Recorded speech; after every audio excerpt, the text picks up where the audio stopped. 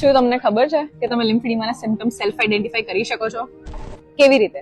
તો લિમ્ફેડિમાના common symptoms છે કે તમને તમારા હાથમાં કે પગમાં ટાઇટનેસ ફીલ થશે, કે તમારી સ્કિન જે છે બહુ ટાઇટ અને શાઇની લાગશે. બીજી વસ્તુ છે કે તમને હેવીનેસ લાગશે, એવું લાગશે કે વજન લાગે છે, ભારી ભારી લાગે છે. ત્રીજી વસ્તુ આપણે કેવી રીતે જાણીશું કે પેઇન, ડિસ્કમ્ફર્ટ, તમને ઇચીનેસ જેવું ફીલ થશે, પેઇન થયા કરે, ડિસ્કમ્ફર્ટ લાગે.